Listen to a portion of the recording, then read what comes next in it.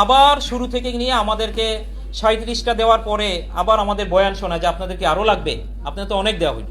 তো আমাদের সমঝোতার আসন সমঝোতা ছিল এরকম যে তারা আমাদেরকে 40টা আসন দিবে এবং আব্দুল্লাহ মোহাম্মদ তাহের বলেন আমি অনেক রিস্ক নিয়ে আরও 5টা আসন বাড়াইছি, এর বেশি আমাদের দেওয়ার কোনো ক্ষমতা নাই। আমরা বললাম এটা কার সিদ্ধান্ত? বললো এটা জামাত ইসলামের সিদ্ধান্ত। তো আমি সাংবাদিকদেরকে প্রশ্ন করতে চাই যে সমঝোতায় যখন আমরা বসবো, জামাত ইসলামের একতরফা সিদ্ধান্ত তারা কি আমাদের উপর চাপাই দিতে পারে? যেখানে একটা ন্যারেটিভ এখানে আসছে যে আমরা 150টা আসন চেয়েছি, আমরা আমাদের জরিপ প্রথম দিনই আমরা তাদের কাছে দিয়ে দিয়েছি যে আমাদের জরিপে বাংলাদেশের 115টা আসনে জামাত ইসলাম থেকে আমাদের সাংগঠনিক অবস্থা ভালো। আরও 42টা আসনে আমাদের বক্তব্য ছিল যে এইখানে আমরা জামাত ইসলাম কাছাকাছি বা কম বেশি কেউ হইতে পারে, কিন্তু বাংলাদেশের বাস্তবতা, ওলামায়ে কেরামদের অবস্থান, দেশের স্বাধীনতার অবস্থান ইত্যাদি নিরিখে আমাদের বক্তব্য ছিল এই আসনগুলোতে আমরা ভালো করতে পারবো, কিন্তু আপনাদের জন্য কষ্ট হবে। এটা ছিল আমাদের জরিপ, যেটা আমরা তাদের কাছে তুলে ধরেছি। কিন্তু এর বিপরীতে তারা বলল যে তারা থার্ড পার্টি দিয়ে তারা জরিপ করাইছে। আমাদের এখানে বড় কোশ্চেন হলো, আমাদের জরিপ আমরা আমাদের সাংগঠনিক চ্যানেলেই আমরা তৈরি করছি, আমরা স্বীকারও করি যে এটা আমাদের সাংগঠনিক জরিপ, এটা আমরা তাদের কাছে দিলাম। তো তাদের যেই জরিপ, যেটা থার্ড পার্টি জরিপ, আপনারা সবাই জানেন থার্ড পার্টি জরিপ তার মানে জামাত ইসলাম আমাদের বাহিরে ভিন্ন কেউ করছে। এই জরিপ তো জাতির সামনে প্রকাশ হওয়া দরকার ছিল, কিন্তু যখনই আমরা তাদের কাছে চাই তারা বলেন এটা সিক্রেট, এটা দেওয়া যাবে না। এইটা তাদের লাস্ট দিন পর্যন্ত, মানে আমরা সর্বশেষ যেদিন আমরা তাদের মিটিং থেকে বের হয়ে চলে আসলাম সেদিন পর্যন্ত তাদের বক্তব্য যে এই মানে সেদিন পর্যন্ত আমরা তাদের এই জরিপের চেহারাও দেখি নাই। তা আমাদের কথা হলো, আমরা আপনাদের জরিপ দিলাম, সমঝোতা কিভাবে হয়? আমরা তো জানি আন্তর্জাতিক দেশসমূহ দুই দেশের নেতা যখন একসাথে বসে তাদের সমঝোতা স্মারক হয়, এটা তো দুইজনের মিউচুয়াল আন্ডারস্ট্যান্ডিংয়ে একটা স্মারক তৈরি হয়। তো আমাদের সমঝোতার আসন সমঝোতা ছিল এরকম যে তারা আমাদেরকে 40টা আসন দিবে এবং আব্দুল্লাহ মোহাম্মদ তাহের বলেন আমি অনেক রিস্ক নিয়ে আরও 5টা আসন বাড়াইছি, এর বেশি আমাদের দেওয়ার কোনো ক্ষমতা নাই। আমরা বললাম এটা কার সিদ্ধান্ত? বললো এটা জামাত ইসলামের সিদ্ধান্ত। তো আমি সাংবাদিকদেরকে প্রশ্ন করতে চাই যে সমঝোতায় যখন আমরা বসবো, জামাত ইসলামের একতরফা সিদ্ধান্ত তারা কি আমাদের উপর চাপাই দিতে পারে? বিষয়টা শুরু থেকে একদম শেষ পর্যন্ত এরকম ঘটনাই ঘটছে।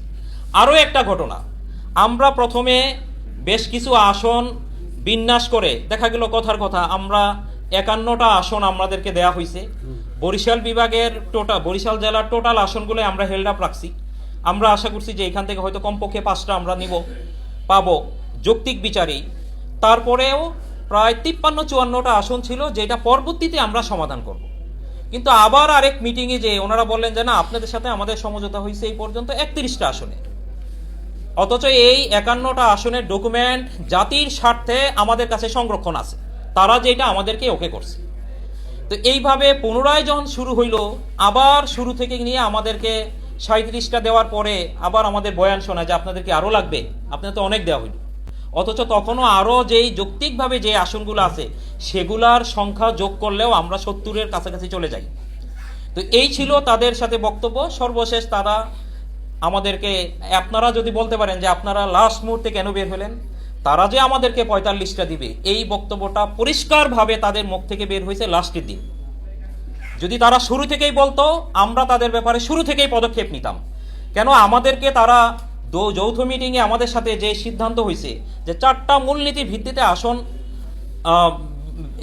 বন্টন করা হবে, এর মধ্যে যার অবস্থান যেখানে ভালো, এইটা হইল প্রথম একটা ক্রাইটেরিয়া। কিন্তু আমরা দেখলাম আসন বন্টনের সময় আমাদের যেখানে শক্তিশালী অবস্থান তারা সেখানে বলতেছে যে এখানে আমাদের জেলা সভাপতিকে দিতে হবে, এখানে আমাদের সেক্রেটারিকে দিতে হবে, এখানে আমাদের আমির একজনকে কমিটমেন্ট করছেন তাদেরকে দিতে হবে, এইখানে বিগত 3 নির্বাচনে একজন প্রার্থীকে দাঁড়া করায় আমরা দিতে পারি নাই তাকে দিতে হবে।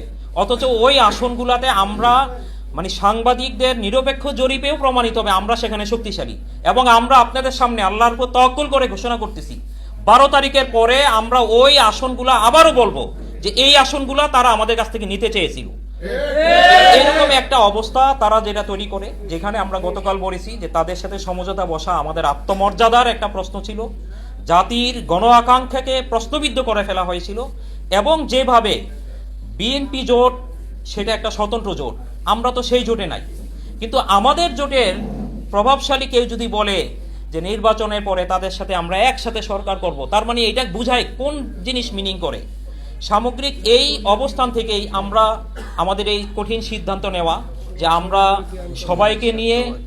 সবাইকে নিয়ে একসাথে চলার যে আমরা পরিকল্পনা করেছিলাম, এটা মারাত্মক রকমের ভাবে ষড়যন্ত্রের মধ্যে পড়ে গেছে, বাধাপ্রাপ্ত হয়ে গেছে। তো ইসলাম, দেশ এবং মানবতার বৃহত্তর কল্যাণের নিরিখেই আমাদের নিজেদেরকে তখন এই কঠিন সিদ্ধান্ত নিতে হইল। জি, ধন্যবাদ।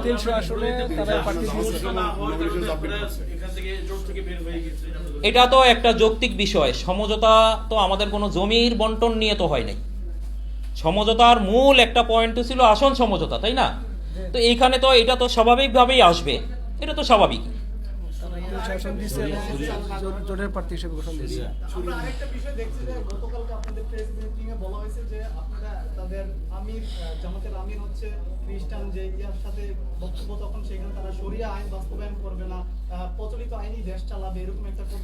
সামগ্রিক এই বিষয়গুলা দেশের ইসলামী জনগণের ইসলামী সেন্টিমেন্টের বৃহত্তর মানে গণচেতনার পরিপন্থী আমরা মনে করি।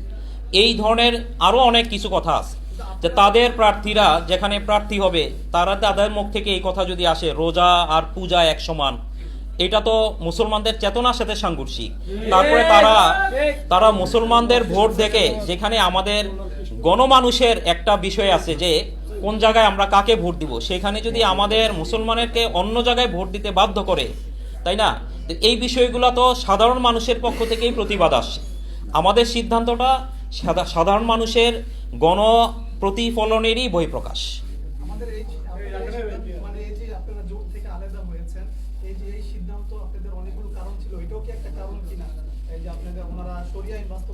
সেটা তো অবশ্যই একটা কারণ। আমরা ইসলামী রাজনীতি করি, আমরা মনে করি শরিয়া একটা কল্যাণকর একটা আইন। শরিয়া কারোর উপর জুলুম করে না, একমাত্র শরিয়ার মাধ্যমেই এদেশের হিন্দু, বৌদ্ধ, খ্রিস্টান, পুরুষ, নারী, লিঙ্গভেদে সকলের অধিকারকে প্রতিষ্ঠা করার একটা গ্যারান্টি হলো শরিয়া আইন। এবং আরো একটা বিষয় হলো, শরিয়াকে এত ভয় কেন সবার? বর্তমানে বিদ্যমানে বাংলাদেশে অনেক আইন শরিয়া অনুযায়ী চলে। সম্পত্তির বন্টন, বিবাহ শাদী, এছাড়াও শরিয়া আইনের সাথে সামঞ্জস্যপূর্ণ অনেক আইন বাংলাদেশে আছে। শরিয়া খুনের বদলাই তো খুন বলে। বিদ্যমান বাংলাদেশে আইনেও খুনের বদলা সর্বোচ্চ শাস্তি তো ফাঁসি। খুনের হত্যার শাস্তির প্রক্রিয়াদানটা ভিন্ন, কিন্তু রায় তো একই। ধর্ষণের সর্বোচ্চ শাস্তি বর্তমান আইনেও মৃত্যুদণ্ড।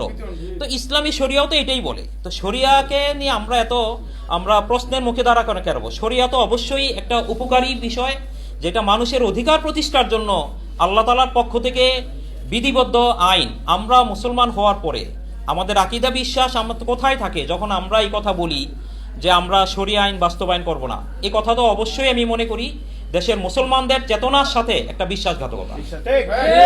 আপনি বলছিলেন 115টি আসনে ইসলামী আন্দোলনের অবস্থান ভালো, কুমিল্লার 11টি আসনে এই 115টার মধ্যে আছে কিনা এবং সার্বিক যে জরিপ কুমিল্লার 11টি আসনে একটু বলবেন।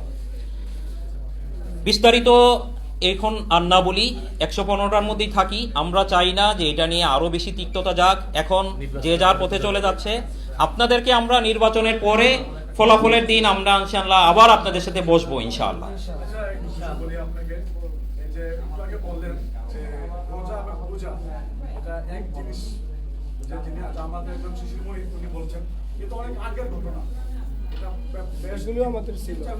এটার পক্ষে থেকে তাদের অফিসিয়ালি কোনো প্রতিবাদ বা তাদেরকে ধমকি দেওয়া এটা তো আমরা শুনি না।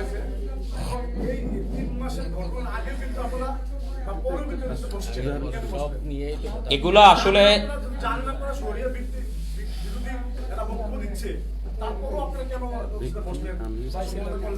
একজন ব্যক্তির একটা কথা যেটা আমরা তাদেরকে বলছি, এটা ঘটনা প্রসঙ্গে বলা যে আসলে তারা, কিন্তু তাদের আমির এই ঘোষণা করছেন কবে? তাদের আমির যেই কথাটা বলার জন্য ফখরুল ইসলাম আলমগীরকে সবাই একেবারেই তীরবিদ্ধ করে ফেললো, ফখরুল ইসলাম আলমগীরও তো একই কথাই বলছেন। তারা তাদের অবস্থানে, সেটা তাদের ঠিক হইতে পারে। কেন বিএনপি তাদের প্রচলিত গণতান্ত্রিক বা সেকুলার রাজনীতি তারা করুক, কিন্তু যারা ইসলামের নামে রাজনীতি করে তাদের একজন শীর্ষ পর্যায়ের ব্যক্তি এবং যাদেরকে তারা বলপূর্বক জোটের শীর্ষ নেতা হিসেবে তারা মানে সবার কাছে প্রচার করেন, উনি যখন এই কথাটা বলে তখন ইসলামের এক বাক্স নিয়ে আমাদের রাজনীতি করা, এদেশের জনগণ কি এই কথাটা কি মেনে নিচ্ছে কিনা, অথবা এটা এরপরেও যদি আমরা যদি জনগণের পক্ষে কোনো প্রতিবাদ না করি, এটা জনগণের প্রতি একটা বিশ্বাসঘাতকতা করা হয় কিনা, এই বিষয়ের প্রশ্নটা আমি আপনাদের কাছে রেখে দিলাম। আচ্ছা, এখন কি আপনারা কি এককভাবে নির্বাচন করবেন না জামাতের সাথে